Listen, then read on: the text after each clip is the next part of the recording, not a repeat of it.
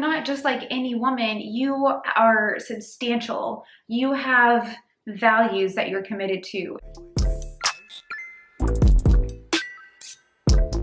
Hello and welcome back to my channel. My name is Heather. And I'm Jerry. And today is another Q&A Sunday as part of our Two Are Better Than One series, where we answer your questions all about dating and relationships and just tackle dating related topics.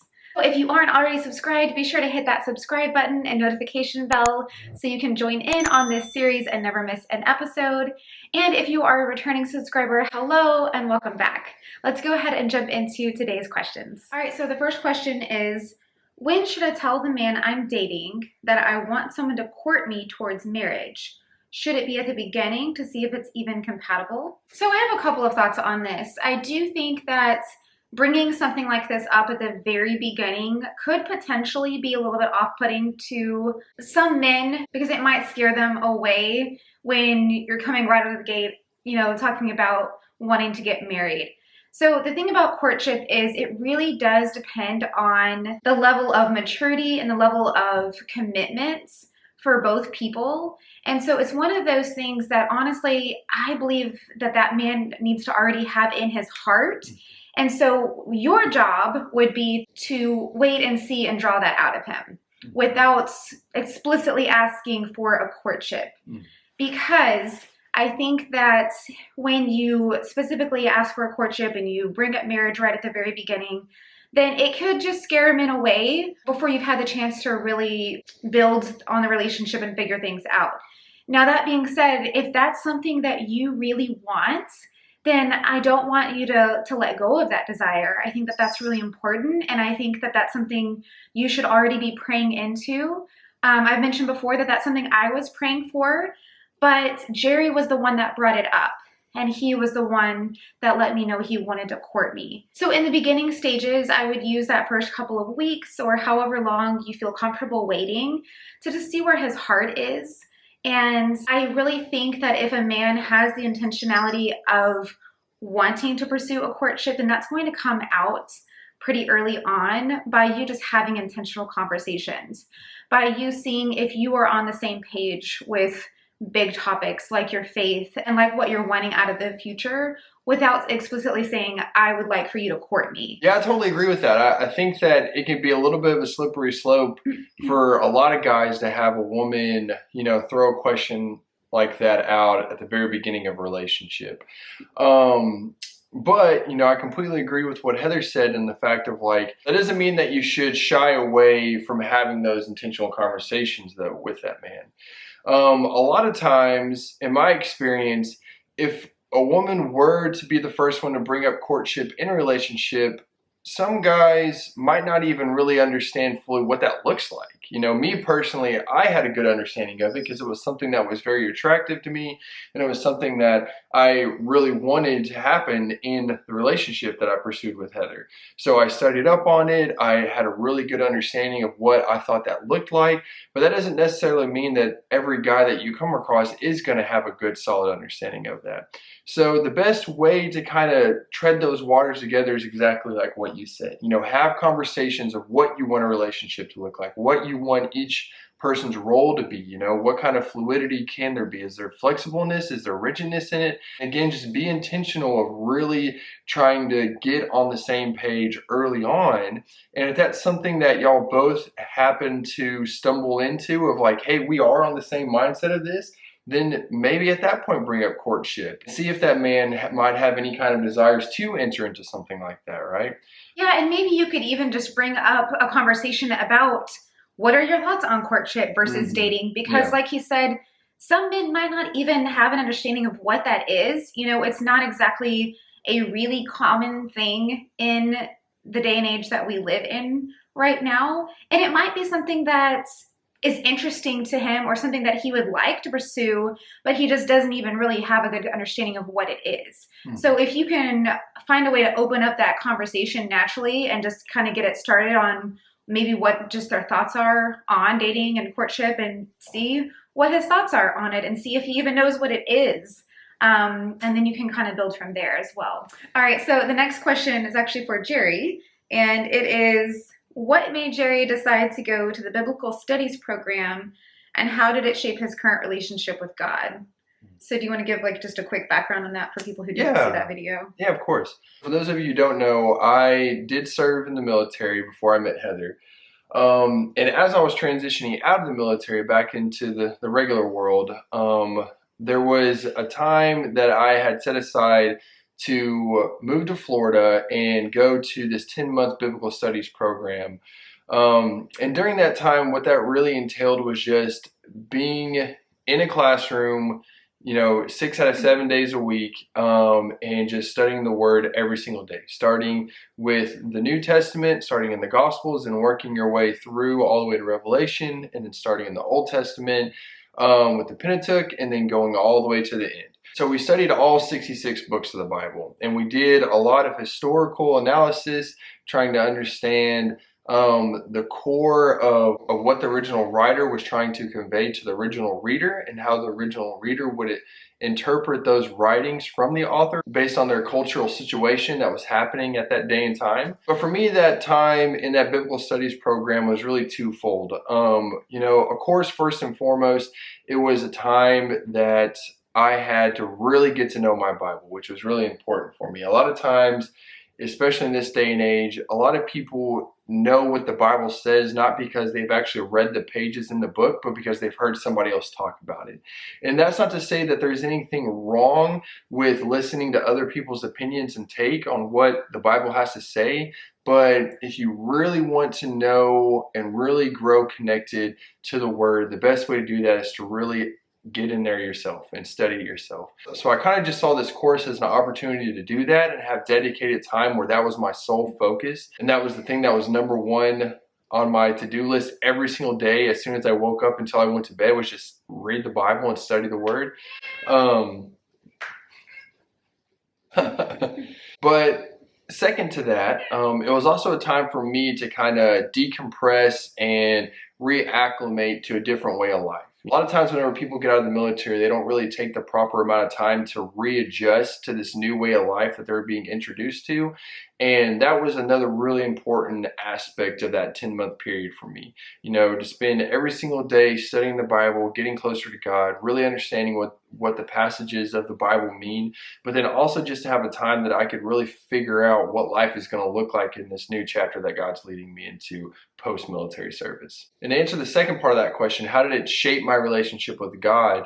One of the things that really impacted me the most was whenever you look at scripture through the lens of the author and through the lens of the original reader who would have been reading those passages, it really helps you to understand what those scriptures are actually saying. Because one of the biggest things that we kind of have a bad habit of doing nowadays is, reading the Bible as if it was written to us in 2021. And the Bible wasn't written to us. It wasn't written to people of this world and this time, all right? It was written to a very specific group of people who had a very specific culture, who lived in a very specific age, that had very unique and hard things happening to them. And those writers were trying to connect with those people. And those writers were trying to tell them something and get something through to them and help them to understand and see things in a very exact way. And what that course really taught me is that whenever we use our historical context and whenever we put ourselves in their shoes, in the author and the original reader's shoes, we really understand what the Bible is saying. Through that, we garner a whole new look, and we garner a whole new perspective on how God works. Because when we start seeing these passages come alive and how they were specifically tailored to help people going through these incredibly hard situations in life, right? It really just helped me to get a lot bigger of an understanding on how God is very intent on coming after every single one of us in the middle of our darkness and in the middle of our hard times, and connecting with us in ways that are unique to us and that impacts us individually. So that was probably the biggest thing that I got as far as my relationship being tailored through those studies, is just really seeing God's heart through the scriptures and understanding why those words are written, who they were written to, and how they really change those people's lives in a very dramatic way. All right, so the next question is, I think I know how to attract a guy, but I don't think I know how to keep him. How does one sustain a relationship and make him desire you for a lifelong marital relationship? So I have a couple of thoughts on this. And at first, I would say I think part of it depends on whether you're even compatible. So you might attract a man, but then as you start dating, then it becomes apparent that you guys just don't mesh. You're not compatible, and this isn't something that's going to move towards marriage. But on the other hand, I do think that there are some things that impact whether a man wants to continue pursuing you towards marriage. And one of the biggest things that I would say is self-worth.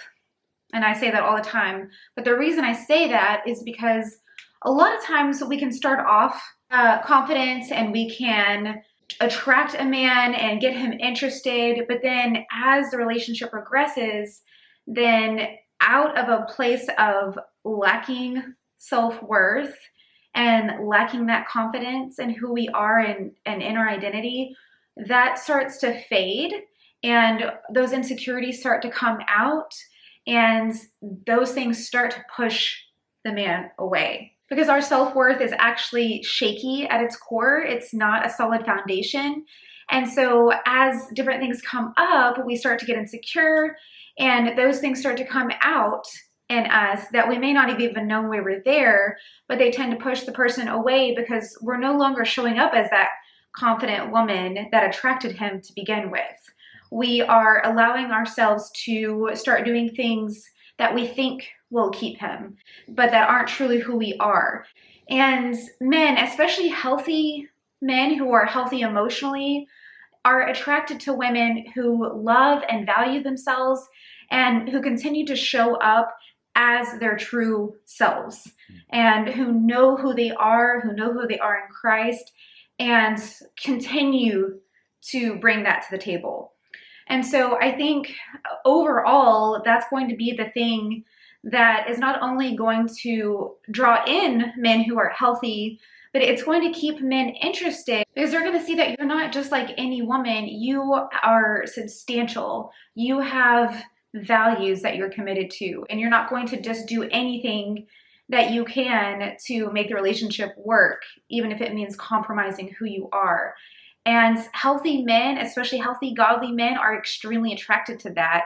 And that's going to keep drawing them in and wanting to get to know you better and find out more about why you are that way. Because truly what you should be looking for and what healthy men are looking for is someone who can challenge them and who can compliment them.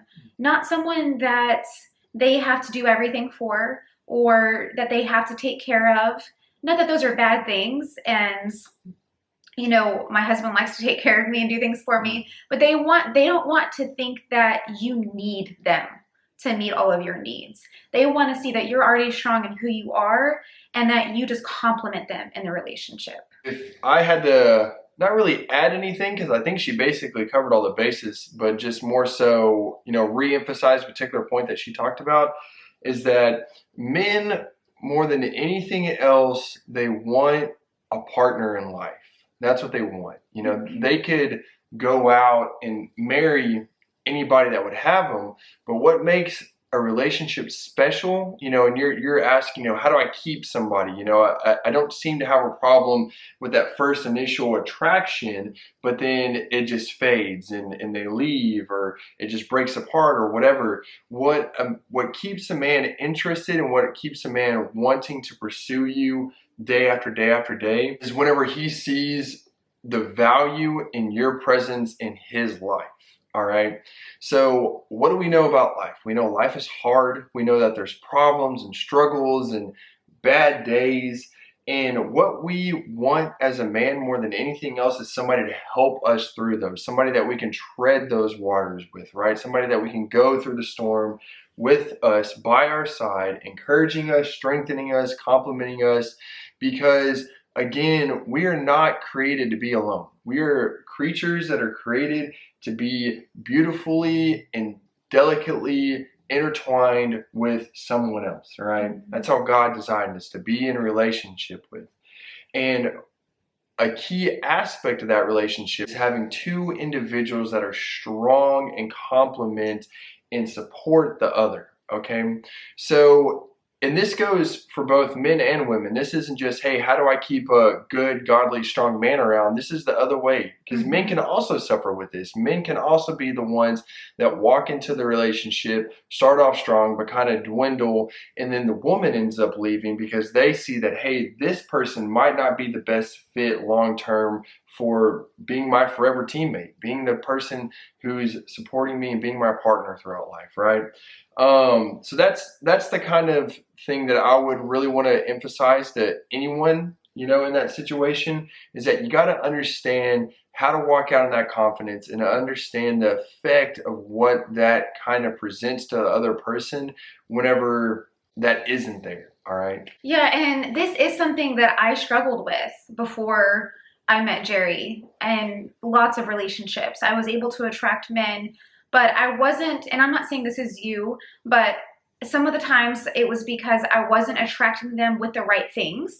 I was attracting them for reasons that weren't sustainable, or I was attracting them for the right reasons, but then since I didn't have that solid foundation, I found myself compromising in the relationship and becoming a version of myself that wasn't really me, and seeking affirmation from them and becoming needy and things like that. But once I got a strong foundation of who I was and I really learned my self-worth and how to walk that out, that was when things started to change, because I was no longer compromising.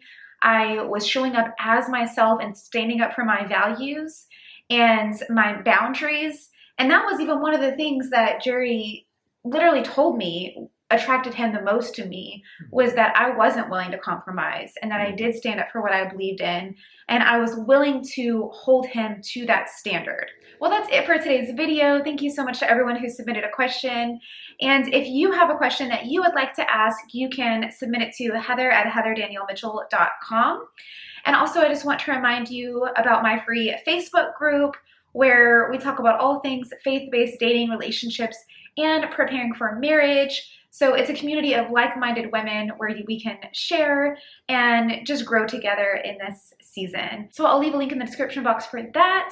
And then again, just a reminder that I am still accepting students into my Worthy of the One coaching program, where I'll be personally helping you walk through the single season and prepare for marriage. So if you'd like to hear more about that, then you can book a call with me, and I'll leave a link in the description for that as well. But thank you guys so much for being here and for watching. And if you like this video, be sure to give it a thumbs up. And we look forward to seeing you in the next one. Bye. See ya.